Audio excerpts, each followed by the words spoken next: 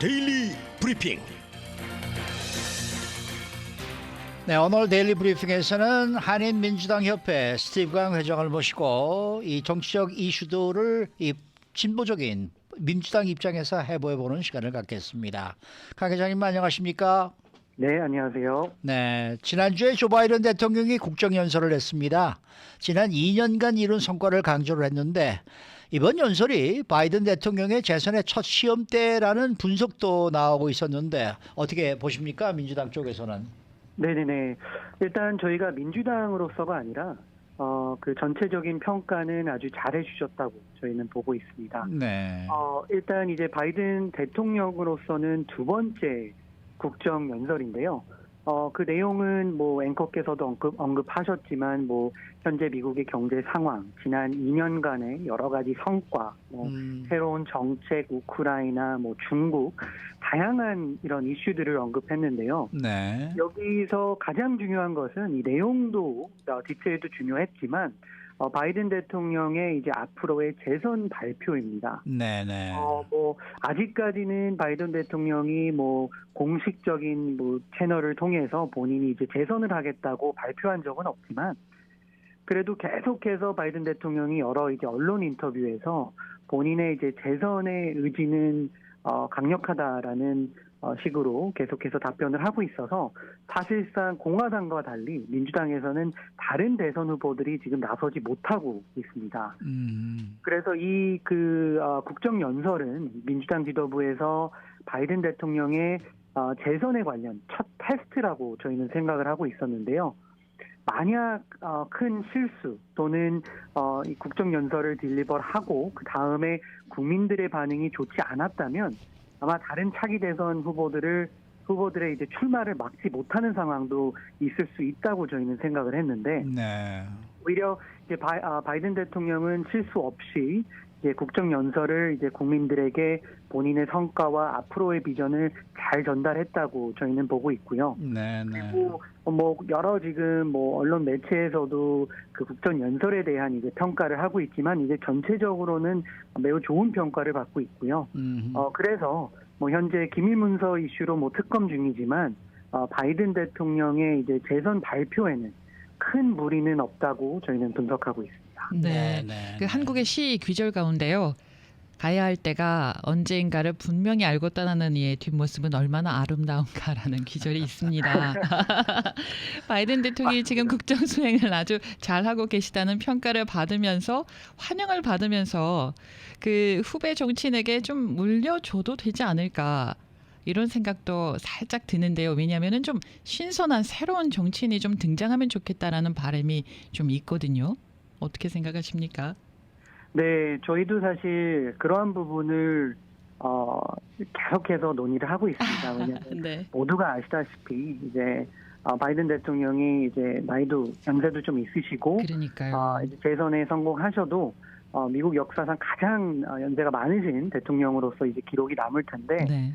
아마 이제 그 결정에 따른 것은 이 재선에 대한 가장 큰 결정은 아마 이제 도널드 트럼프 전 대통령이 공화당 대통령이 출마를 발표했기 때문에 이분을 막을 수 있는 그 후보는 본인이다라고 생각하는 게 아마 가장 큰 것 같고요. 그렇군요. 왜냐하면 물론 2년 전에 처음 당선됐을 때도 사실 바이든 대통령이 민주당 후보로서 선택될 것이라는 것은 아무도 예측을 못했거든요. 그렇죠. 그래서 네, 결국 바이든 그 당시 후보가 민주당의 대선 후보로 선택이 돼서 그 큰 이제 표 차이로 이제 당선이 되었습니다. 그렇기 네. 때문에 도널드 트럼프 전 대통령의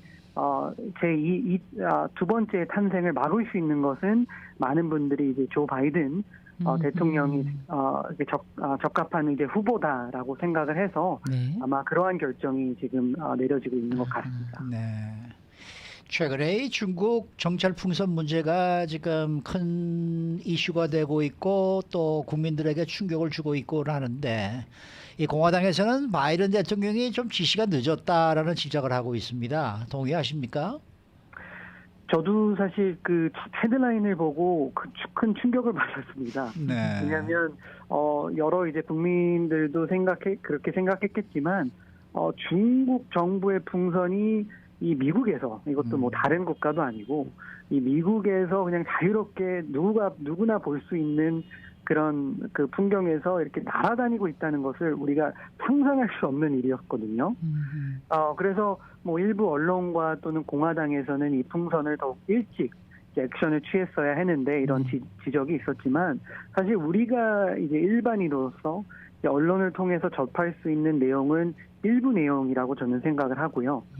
미국 대통령으로서는 충분한 이제 군 당국의 이제 정보를 통해서 뭐 처음에는 뭐 바로 이제 액션을 취해라라는 이런 명령이 있었지만 군 쪽에서는 대통령님 아닙니다. 조금 더 우리가 시간을 주십시오라고 하는 그런 그 어드바이스가 있어서 검토를 하고 정보를 얻을 수 있는 기회라고 저희는 생각을 하고요.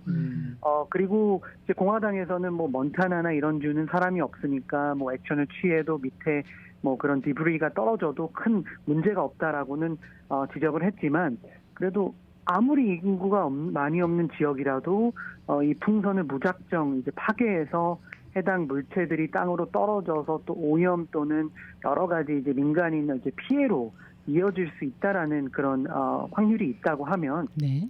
조금 더 딜레이하는 것은 나쁘지 않다고 저희는 생각을 하고 있고요. 하지만 반대로 이러한 이제 그 중국의 액션을 통해서 계속해서 이제 미국에서는 초당적으로 이제 그 반중국 정부의 이런 그런 언론이 또는 이런 필링이 계속해서 이제 악화되고 있습니다. 그래서 민주당 일부에서는 이런 것이 이제 아시안 증오 범죄로 번질 수 있다라는 우려가 있어서 민주당에서도 매우 이제 조심스럽게 액션을 취하고 있습니다. 네. 자, 니키 헤일리 전 유엔 대사가 공화당 후보로는 두 번째로 대통령 출마를 공식화했습니다. 민주당에게는 좀 위협이 되는 인물인가요?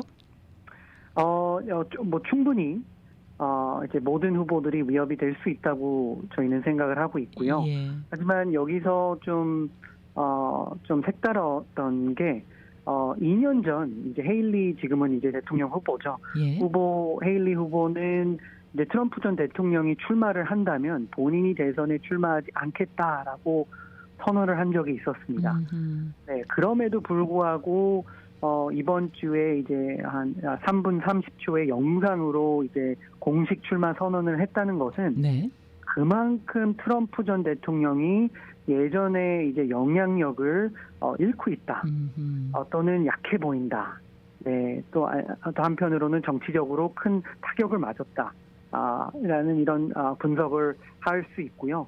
하지만 아직까지는 이제 민주당으로서는 트럼프 전 대통령이 후보가 될 가능성이 매우 높다고 저희는 예측을 하고 있고요. 하지만 이러한 헤일리 전 유엔 대사 또는 이제 란 디센티스는 아직 주지사는 출마하지를 않았지만 출마할 것으로 예상을 하고 있고 그 외에도 수많은 다양한 크리스 크리스티 등 공화당 후보들이 출마할 것이라고 저희는 예상을 하고 있어서 오히려 민주당이 조 바이든 대통령이 이제 마지막으로 이제 출마를 선언한다면 바이든 대통령을 모두가 한 마음으로 지지를 하고 오히려 이제 공화당 내에서 분열과 갈등과 여러 가지 그런 안 좋은 이제 액션들이 나오게 되면 오히려 이제 조 바이든 대통령의 재선에 큰 도움이 될 수 있다라는 저희가 생각을 하고 있습니다. 네. 그래도 공화당으로서는 지금 도전하는 입장이기 때문에 좀 어느 정도 이 선거 운동이 좀 일찍 시작될 수도 있는 그런 상황이고 또 되도록이면 좀 많은 사람들이 이 후보를 해서 좀 치열한 경쟁을 거쳐서 하나의 후보가 탄생할 수 있다라는 그런 이제 긍정적인 면도 있지 않을까 하는 생각이 들기도 하거든요. 어떻게 보십니까? 네, 충분히 그런 신선함을 이제 국민들에게 이제 전달할 수 있다고 저희도 생각을 하고 있는데요.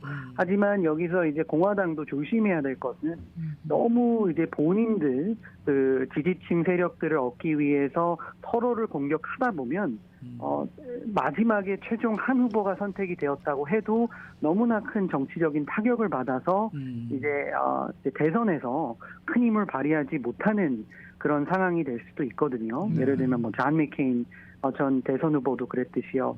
그렇기 때문에 근데 여기서 이제 민주당이 생각하는 가장 큰 변수는 도널드 트럼프 전 대통령입니다. 도널드 트럼프 대통령은 벌써부터 이제 니키 헤일리 이제 후보에 대한 여러 가지 뭐 안 험담이 좋은 나오겠죠. 이런 이야기를 공격을 하고 있고요.